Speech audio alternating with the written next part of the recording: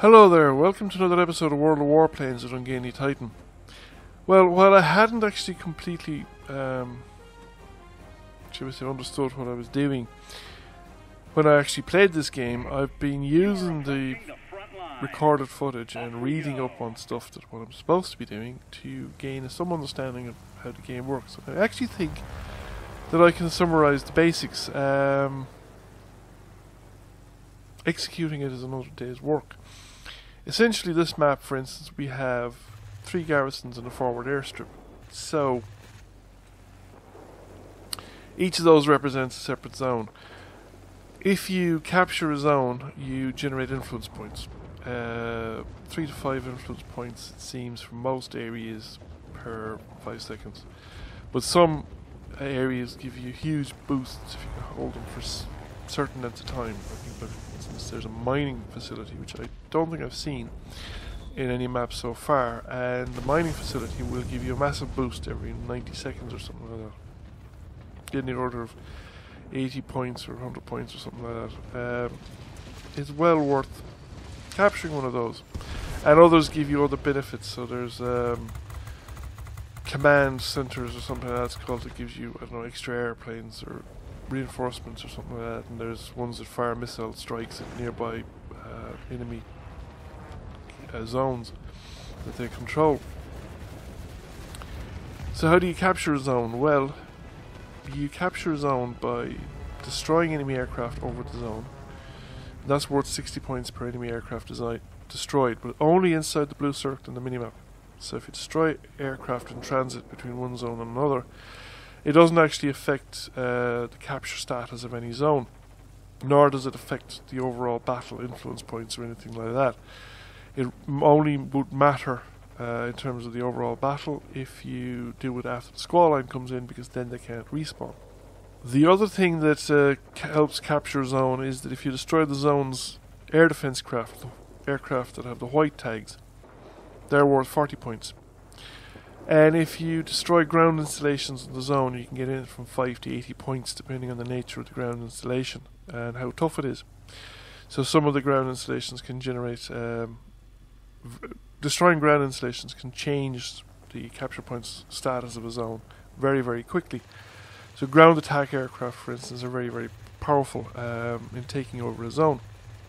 The other thing I didn't realise while I was playing this game is that when you drop your bombs respawn. They get resupplied, they regenerate. I could have dropped bombs on this thing and helped capture the airfield that bit faster, rather than messing around with machine guns. It's also worth noting that your machine guns can overheat if you overuse them, and overheating is bad. You don't want to do it. So a zone that starts out as neutral requires 140 points to capture it. If it's taking it from the enemy, you need 160 points to capture it. So that's the capture points. Once you have captured it, as far as I can make out, as long as it remains uncaptured by the enemy, they can knock off they can gain capture points on it, so that the outer circle becomes changes its status. But as long as it remains uncaptured by them, it continues to generate influence points for your team. Now, I'm not 100% sure of that, but that's the way I think it goes at the moment.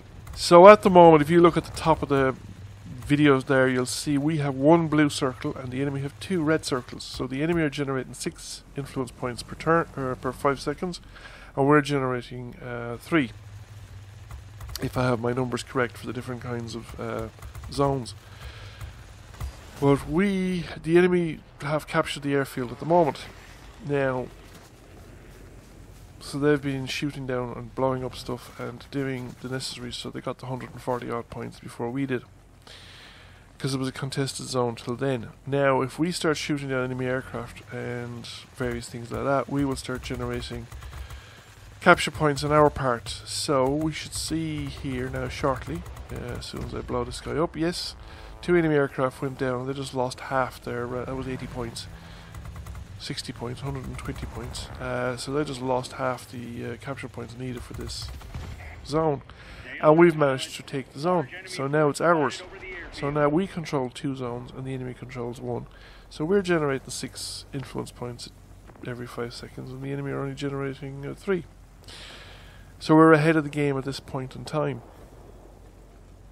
That said, the airfield was still heavily contested. There's quite a lot of enemy aircraft, and you saw how fast it changed hands just now. It could easily change hands just as quick as long as there are enemy aircraft in the area. So I've just gotten shot down, and we've lost 50% of our capture points for the airfield. Some types of airfield also allow you to respawn into the airfield. I don't know if I could have done it on this particular occasion. I'm not sure again how to do that. But anyhow, I have... oh, I can select a spawn point, so I could have actually respawned onto the airfield. Okay, must pay more attention to the stuff that's going on the map. Now, was an enemy airplane flying over our garrison. And initially I thought, okay, there's several allied aircraft over there that'll take care of him. No problem. I keep forgetting, of course, that a lot of these aircraft are bots, and I'm not too sure what they're programmed to do, and if whether they're ground attack or fighters or what. I didn't actually check to determine what kind of airplanes were actually flying over that base. Now this guy's just flown under me, but he has taken fatal damage and he looks like he's going down. However, we're losing influence on that, both in the airfield and the garrison pretty quickly. So I thought, right, I better go back over there and secure the garrison, since the airplanes there don't seem to be doing the job. And I'm just checking the sky around me to see who else is around. So here is enemy ground attack airplane, and now I'm at too great a range. I don't think I have much chance of hitting him.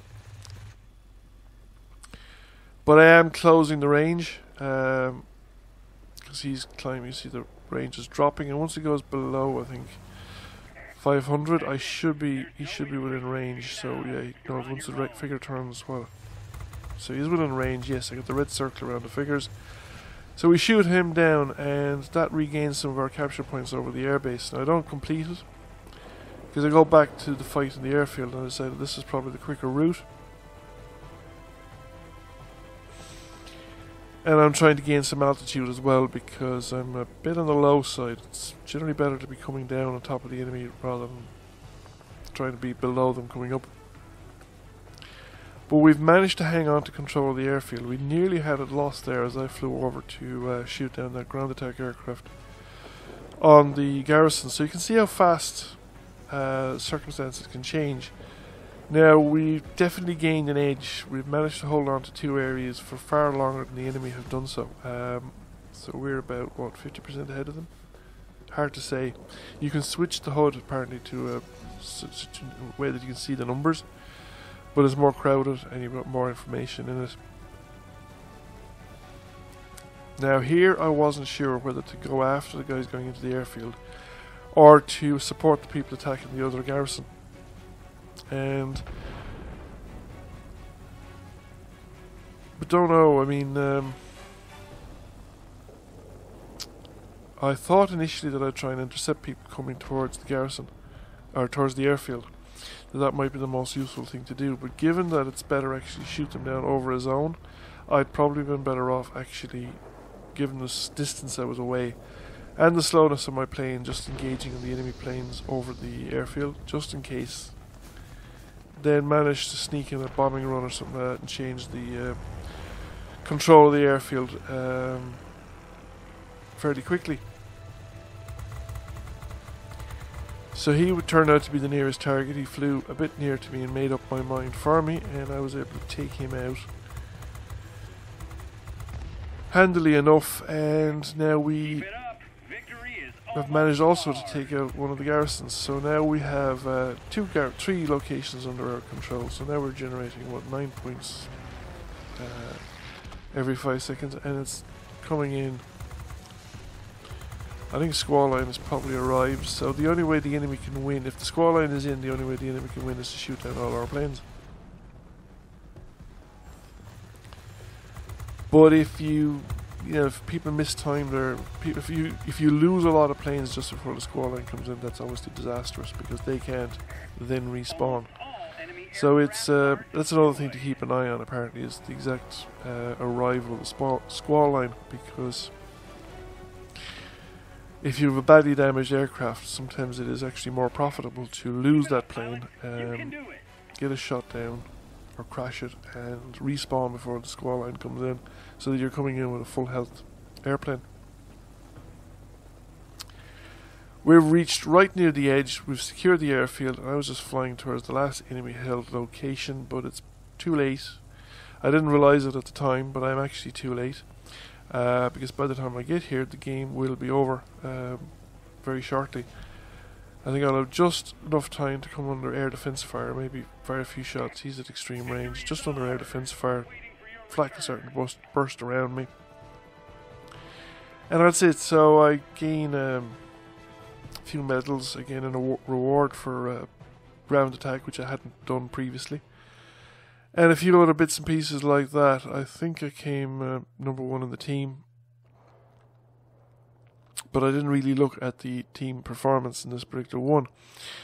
So I got a good few capture points, to help capture 2 sectors, destroyed 3 enemy aircraft defending, and then I was just looking around at personal statistics and stuff like that.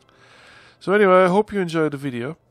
If you did, please give it a like, a thumbs up below, it really helps the channel out. If you have not already done so, please subscribe for more. I will be doing fairly regular World of Warplanes content, at least for a while, until I get a bit more familiar with the game, and then I might switch and do the same thing with World of Warships, and probably then switch back and forth between them. Thank you for watching, and I'll catch you all again soon.